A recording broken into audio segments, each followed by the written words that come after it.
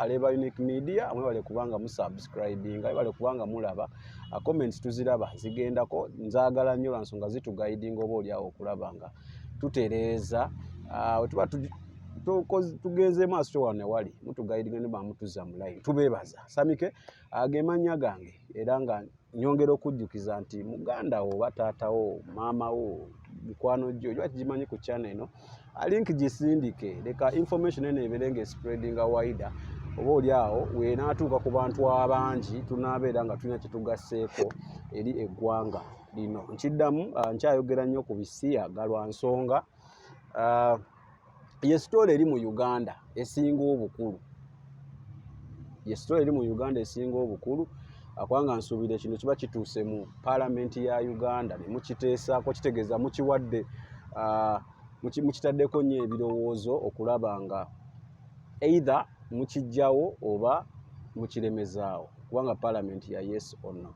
Mwa wiiki eno yennyini baayisa ebbago oba giyita bill ya Anti Homosexuality Bill 2023 zenje tutemeetememu ne Elisha Mukisa yennyini biki ebyabadde mu bbago ayinza oba yabigoberedde nnyo okunsingako biki kyetugenda otutandikirako biki ebyabadde mu bbago abitemeeteme mulimu kino nawulirako ebyemyaka 10 so sinnabitegeera bulungi era naawe nkiwaggwali eyo naawe tonnabanga obitegeera bulungi Elisha buuza ku bantu abalabi ba Unique Media tubeebaza okubanga mugoberera stories affe nga bwe zizze ziddiringana n'okugoba omuze gw'ebisiyaga tweyongere tumobilizing wamu tusendesende government naddala President Museveni ayange otuteerako omukono. Okay. Netulagenda kuteeka bill gye bagize wiiki eno Parliament yayisizza nakulaba mu kakiiko ng'oli ne Pastor Male Sempa mwali ne actually Pastor Kiganda abasumba nabasangayo nange I got a separate invitation from Parliament from the clerk to attend so siga nti noba nti batuwa notice emu buli omu yesange eyo in fact Sempa ya generate okulaga nti tetwali ku list emu buli omu bamuyita ku bubwe yasonze bampita okuwulira story yange na biki bye suggesting eri akakiiko era njagala ku reporting nti byonna bye naleeta naddala ku NGOs bw'oba ojjukira fight yange badde teri ku individuals my fight is on individuals and the recruitment of children because nobody had talked about this this kind of activities were ongoing and people were on different individuals naye nga focus beera bidenti no eri ku kino kwakye kisinga obukulu ekyabaana so byonna bye nasuggesting I am glad to report that byonna kakiiko kabiteekayo era Parliament n'ebigula nabanga biteeka babirowooza buli kitongole kikwatibwa nga kipromoting ebisiyaga oba ki advocating tugambe bino nga Hirafum nti balina balooya ba advocating ebisiyaga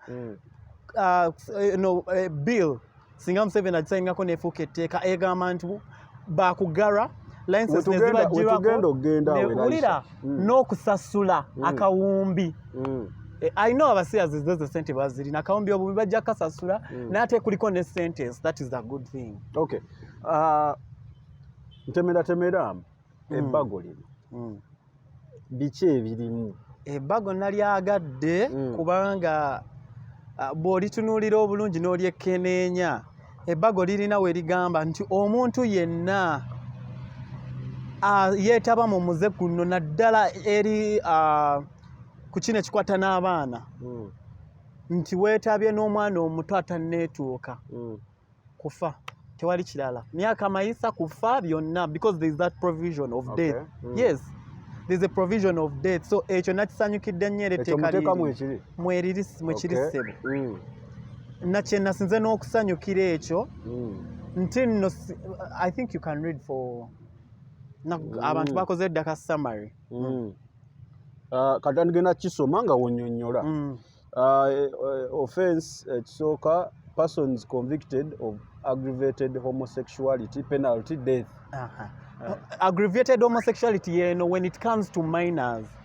Kuba bwe muba muli consenting, that could not be aggravated, but when it comes to a minor oli musajja mukulu okutta omwana omuto ataneetuuka, that's aggravated. So aggravated definitely ofunirawo kalabako. Okay. But that tulina kuba serious era ne Museveni twagala implementing ekintu kino singa etteeka eryateekako omukono omulamuzi n'agamba nti ono kalabba twagala Museveni asayiningirewo okufa kwe kuba jjukira kooti bw'ekola declaration nti ono afe they go back still to the president okuteekako omukono nti attibwe. Twagala ensi yonna erabire ku Uganda nti tusobola okutta omusiyazi n'ekyo ekikola nekigwerawo ddala. Then wano waliwo person who commits the offense of homosexuality 20 years. Nti gwe omuntu omukulu tusimanya tuconsenting omanyi bagamba consenting adults. Kakati ne bwe tubasanga busanzi nga muli bantu bakulu nga temuli baana nga muli bantu bakulu muli mwakaanyiza emyaka gyammwe abiri. Okay, then wano ndabawo person convicted of promotion of homosexuality 20 years. Simanya ndi human rights advocate for LGBT. Nalabye SHR bill. Simanya balina bino bi SHR sexually reproductive bill. Obiwuli ababiyita bekweka mu sexually. Simanya reproductive ebyo byebintu babiri nnyo mu health. Okay. So anybody that is found in contravention of that specific clause under that act. Abiri. Kastobo promoting and advocating about advocating. Kati wano promotion mwe muli nezino ezimu YouTube channels wawabira ne bagala. And there is that also made that clause mu bulambulu kufawe wano just some summarize the nayo bulambulu kufawe egamba mbono a manager tugamba oli wa TV manager director employee staff oba omuntu yenna ne batudde nno nga si media omuntu yenna bano ba blogger. Kasita oyogera okwogera kusiyaga mu bubi bwakyo is not a crime. Kasita okipromoting anti kirungi okigulumiza nga tukukwata era nze njagala lino etteeka liyisibwe. Nina YouTube channel gye njagala oddiringa nayo eyaleeta abavubuka ababiri ne boogera ku bulungi obuli mu bisiyaga nga beebisse. Yes. I want to go for that guy because even up to now that channel is still existing regardless of the fact that UCC wrote back to me. Bajjukira bali abaana basatu. So abo bentageting and of course you cannot implement what the president has not assented to, so we are waiting for the president to assent to very active. Then ndaba person who has committed the attempted aggravated homosexuality kitegeeza ki? Aggravated person who has committed the attempted aggravated homosexuality 14 years. Aggravated, I mean attempted aggravated tugambe obadde ogezaako okusendekereza omuntu mu kisiyaga naye nga tokikoze because that is an attempt. You've not succeeded. It's an attempt. Oyagala kiringa nga mu heterosexual community. You want to rape a woman. But mweno community yabagge, that's not raping. That's aggravated. Oyagala kwata omuntu. In fact, it is similar to raping, though it's not under the law. Wewangulira 14 attempt aggravated homosexuality. Then person who has been convicted of attempted homosexuality 10 years. A person who has been what?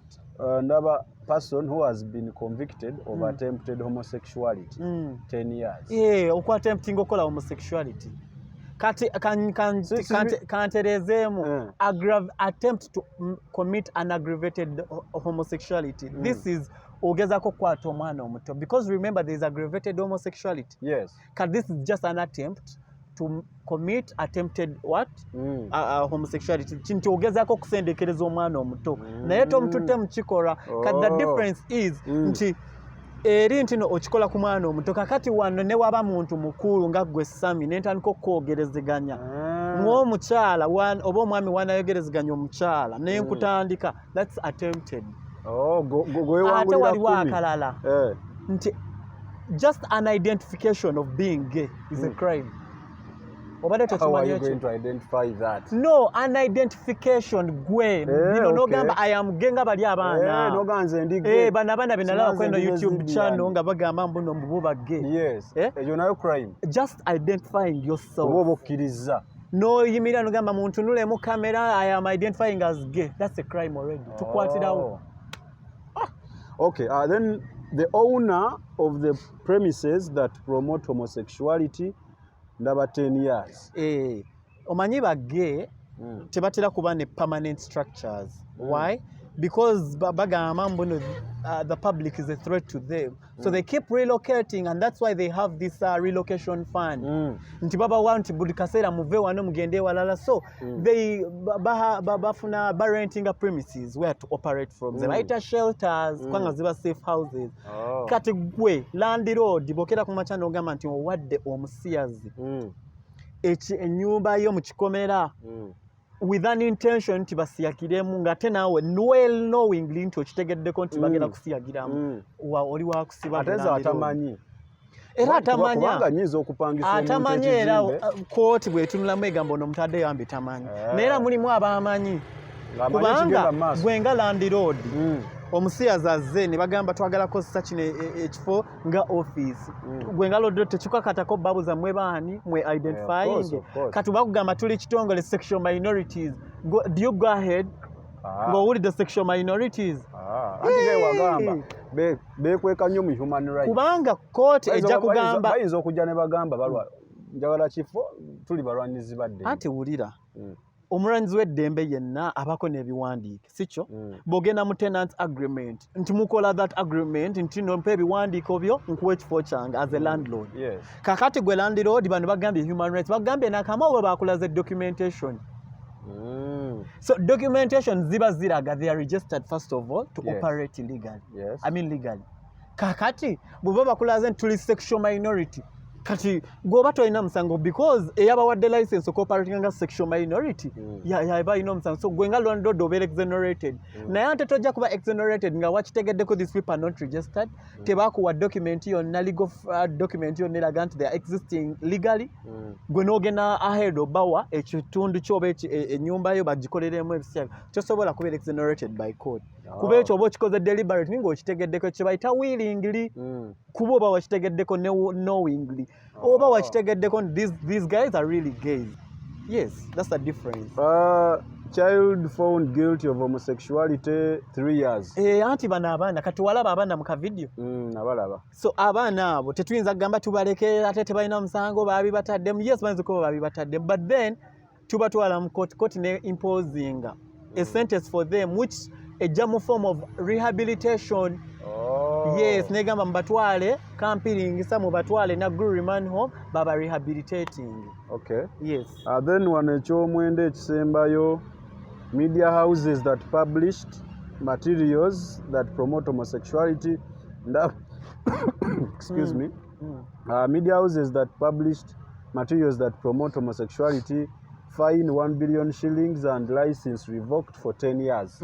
NBS janjagala okutandikirako yakola akantu nereeta omusomesa nasomesa ku sexual orientation nga can you imagine nga bagambye muno ku ssaawa 11 nga abaana bonna bavudde ku masomero olaga abaana sexual orientation ng'oyogera bisexual transgender what's that you're indoctrinating our children era nze once the president's consent I have already organized with some private lawyers NBS kwekyo kye bakola because the law this is what the constitution says that any law ne bwebeera mpya kasitejja in existence ne bw'oba omusango baagukoze last month nga yeefulumye kati ebeera nga yakolebwa ku mulembe gwa constitution webaawo yakolera litandika from today onwards. Nedda si bwe ekitabo kibeera go and read the law very well.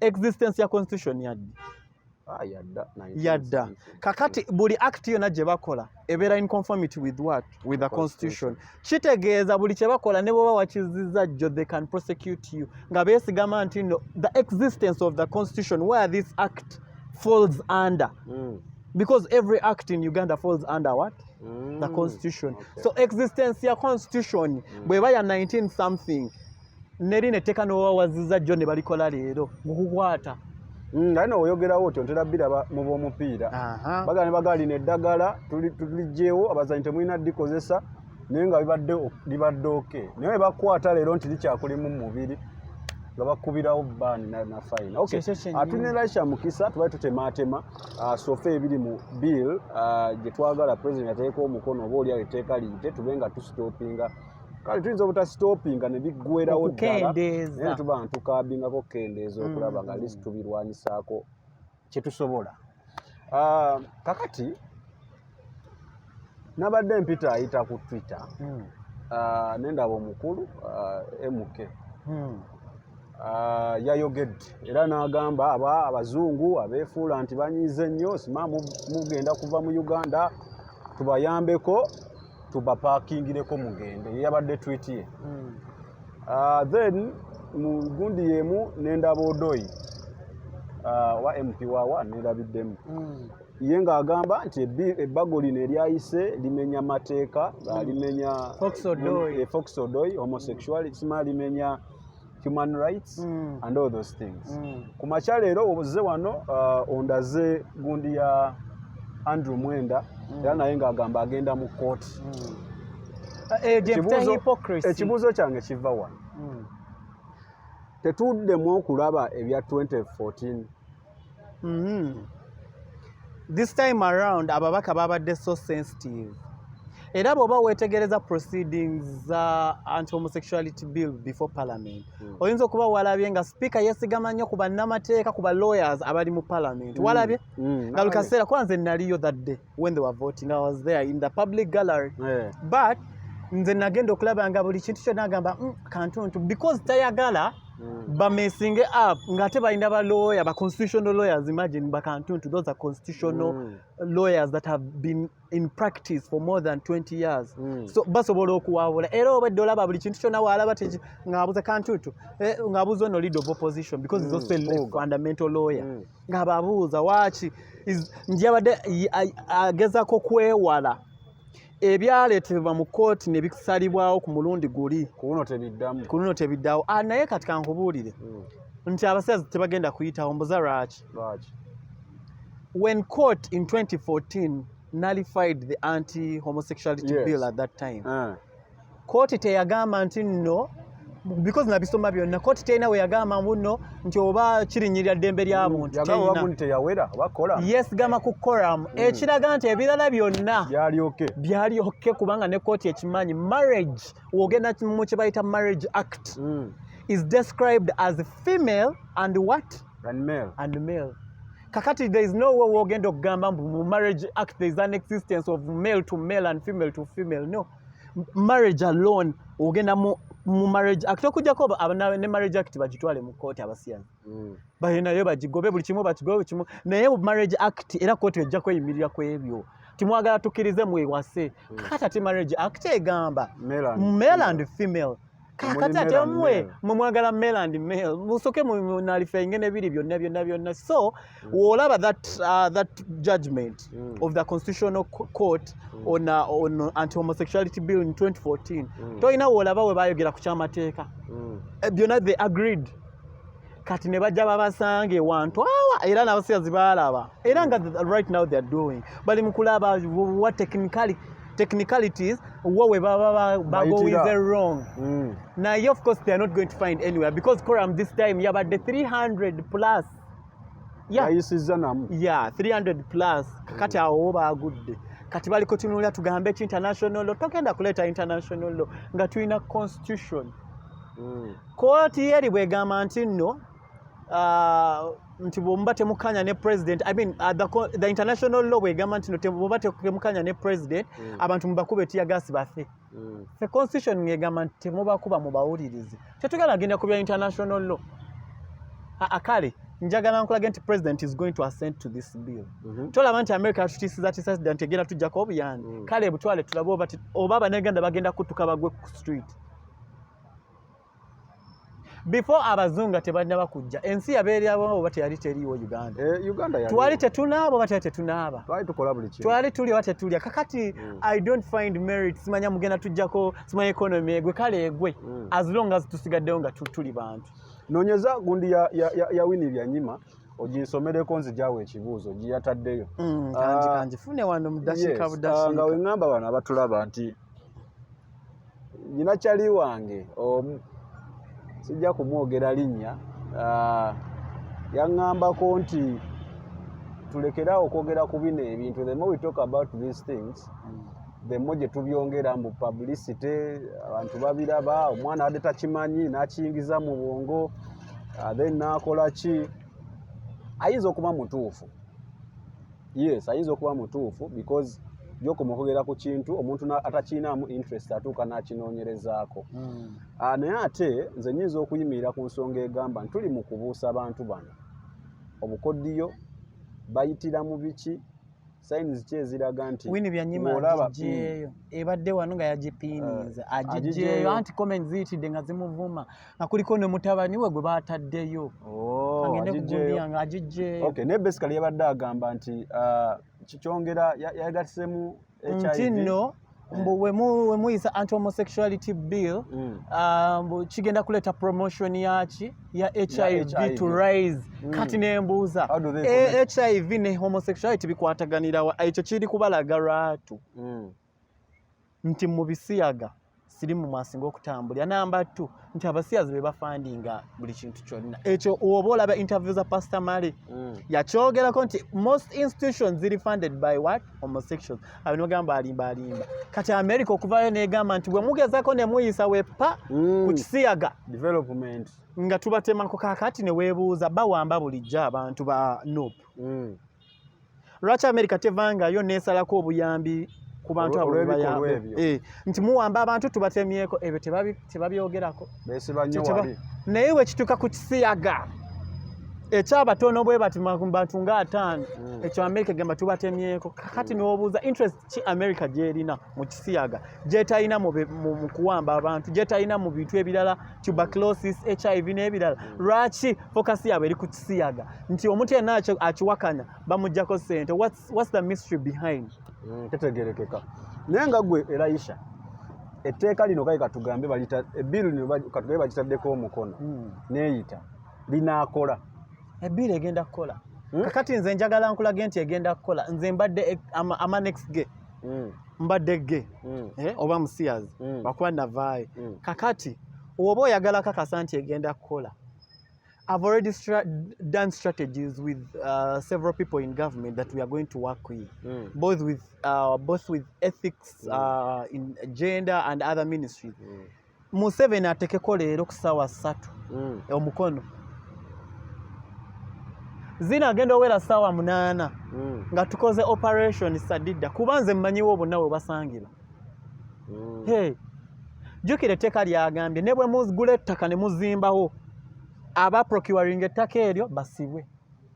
Kasaba beera babage there is that provision genda osome act nti ne bwe procuring ettaka ne muzimba nga muzimbye ku purposes of homosexuality promoting harboring and oli wakusibwa sikambwe nyaawo bwe kiri. Kakati gwe lwaki oba ogula ettaka kankubuuze nkwata no si kye bagambye oguze ettaka willingly and knowingly ng'omanyi nti nno byakusiyagiramu osibwa.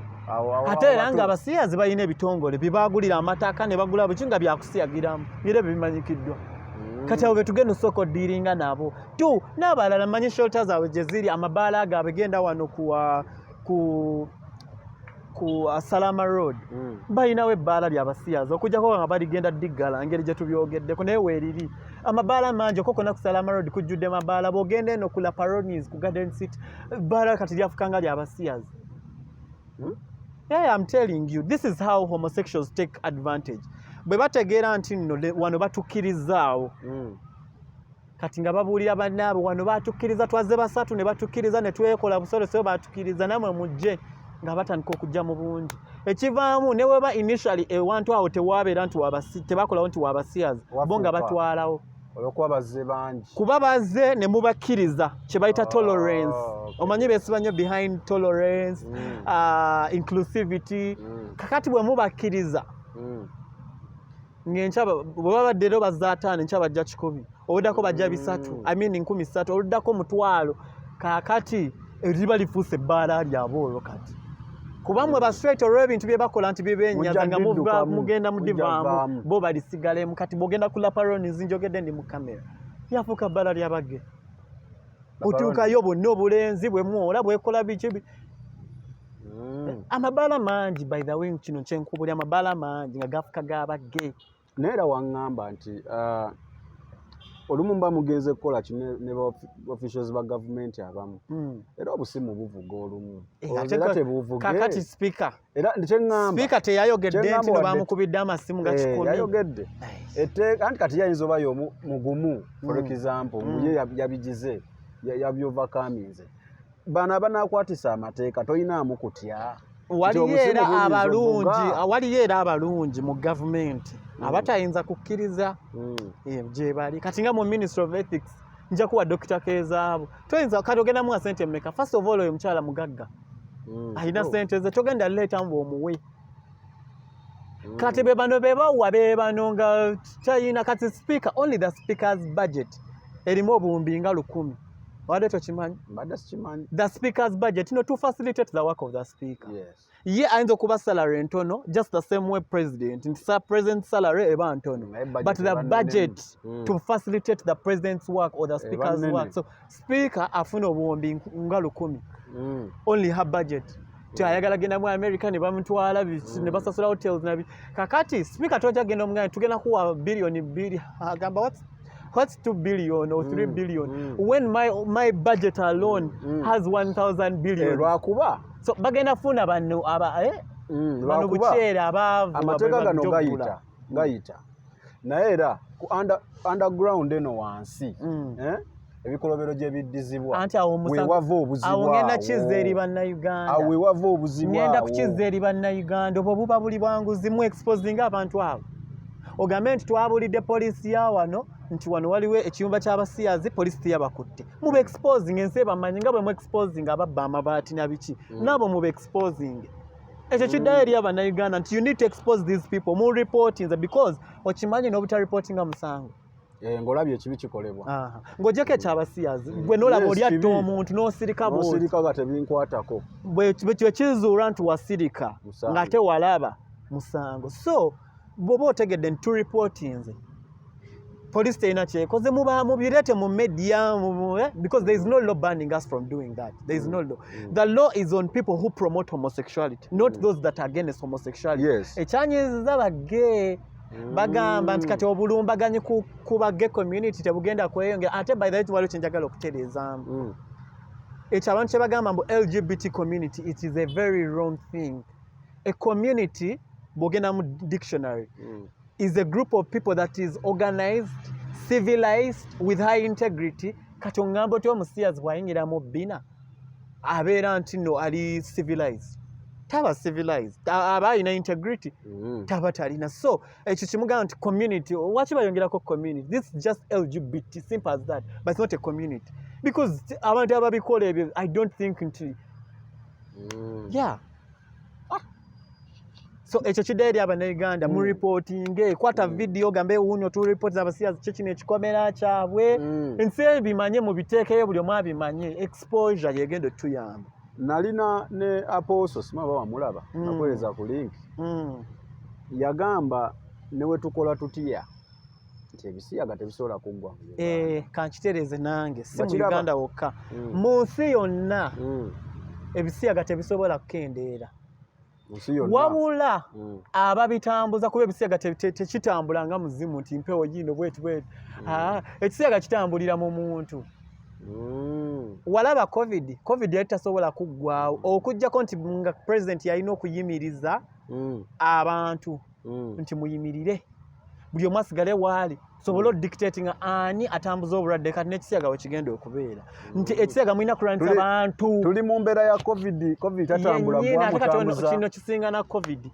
anti we batugamba kuba ye covid aliko obubonero oyinza okulaba ono amaaso gabyunse flu biki n'ogamba ono covid kakati omusiyazi bisexual bano ba Andrew Menda babaani bano bennalabye kale whatever it is naye nze nga mentioninze because mpa views zange sikyo analyst gyompeereza I'm giving my views and I'm telling you with personal experience for more than 7 years bino they're my views nti oli mukundi distracting kale yogera mbadde nkugamba ye nti abasiyazi omusiyazi naddala ba bisexual babuzaabuza nti kati oyinza obutamutegeera nti ndi musajja naye njagala musajja munange ate at the same time ndi mufumbo kati abo babuzaabuza so covid osobola otegeera nti ono alina amaaso gamyuse kati oyo bisexual n'omutegeera otya oyinza obutamutegeera so kino kisingako ne covid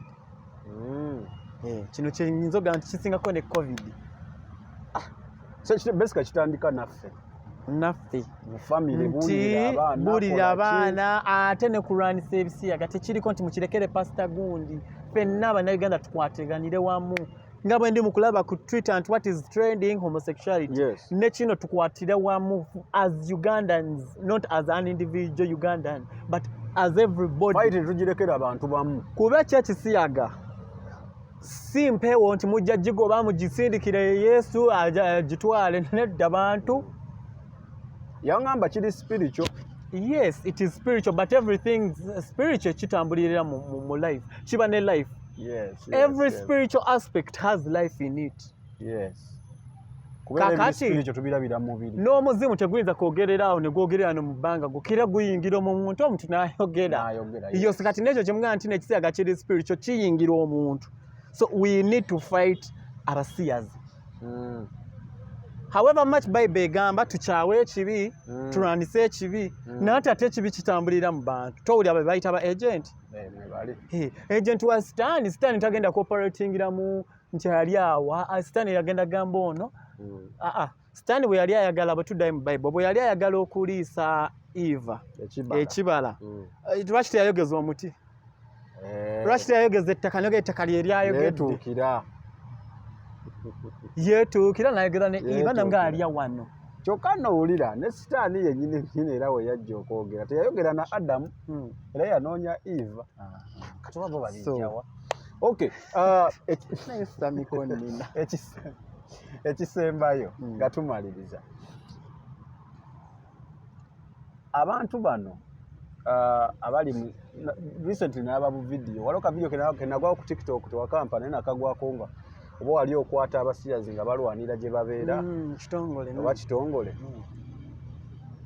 before lino kwanawulidde basaalirwa ng'ayogera ng'agamba etteeka lyo libaddewo mbeera libaddewo nga libakwata nga tetulabyewo cases amasomero getulabye tewakutte bulungi basali let me explain basali bayagambye bw'atyo etteeka libaddewo naye mubaddemu clauses ezitali mu tteeka eryo nga tuba tebakwata basiyazi ekyo nzikiriza naye yagambye bw'ati first yagambye etteeka lino kwanadde muwuliza nze ku radio yagambye etteeka lino lyaleetebwa abazungu ku mirembe giri ne ligamba akwatibwa ng'ali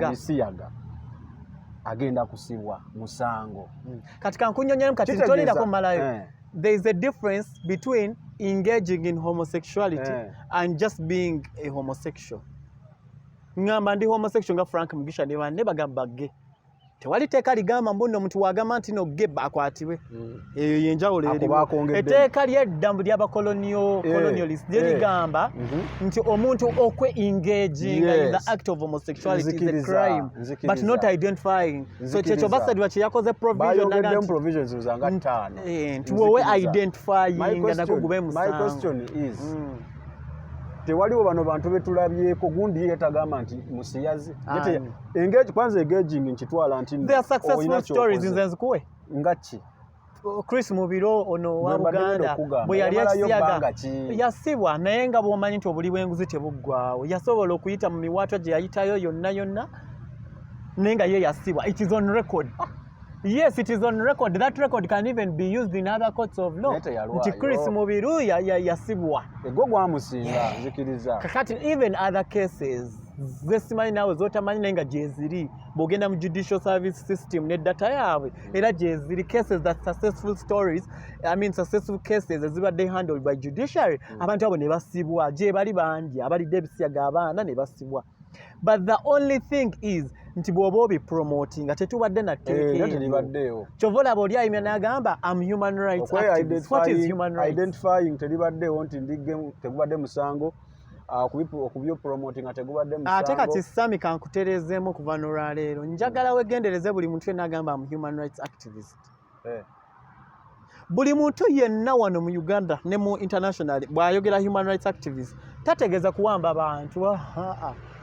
Kyovola Bobi Wine bimutabudde naye agamba naye Abamerika bano bwe baba ddala nga bali ku human rights lwaki ekikwatagana n'okuwamba abantu naddala abanupu tebajjaawo ssente naye ekisiyaga kyo nga bakijjako ssente. So wegendereze nnyo abagamba mu ba human rights beesiba omwo bali nti no human rights naye oba wamba abanupu tebavaayo weba okwata ku kisiyaga nga bavaayo awo omanyira nti kati abantu bonna abali behind awo kawe kyantabula human rights bagamba nti omuntu azaalibwa ati lwaki muteekamu ssente nnyingi ate teriyo azaalibwa nti musiyaga anti bo we bagamba kyova olaba bakifujjirira ne ssente nnyingi okugezaako okulaga abantu nti no bwe tukuwayo $5,000,000 genda ogambe mbu nno mbu abasiyazi bazaalibwa bwe batyo. Human rights activists n'ayita bannamawulire abagamba they are born that way kubanga ye yalidde naye nga naye mu bwongo bwakimanyi nobody is born what these are things that are indoctrinated into children. So okay Mukisa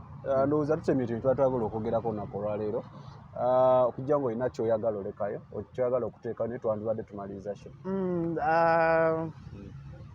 Not really naye just kwebaza bannayuganda naddala maama Anita Among speaker wa parliament neneebaza ababaka ba parliament Asuman Basaria, Honorable Saro Pendi, Lucy Okello, Father Onen, Pastor Sempa, Male n'abalala ne bannayuganda bonna naawe Samike ne Unique Media okwegatta wamu okulabanga nti otambuzza enjiri yo tugitambuza abasiima bajja kusiima nkutu gyonna nkulabako abasiima bo bajja kusiima abatasiima babireke neffe ogwaffe tugukoze history egenda kubeerawo ffe ne bwe tufa these recordings are going to be there omuntu yali bayagala kubiyingira alibinoonya n'alaba disadvantages ezibiri nkuba tuzoogeddeko abasiyazi nze nakugamba ne luli tebayogera ku bubi obuli mu bisiyaga nebbo balaga kirungi kakati mbuuza waliyo ekirungi nga tekiriko kibi kakati lwaki tebatwaga ku bibi ebiriyo ebyo byo tebabyogerako nti tebiriyo ekyo kyekisinga okubanyiizaako nze njagala abasiyazi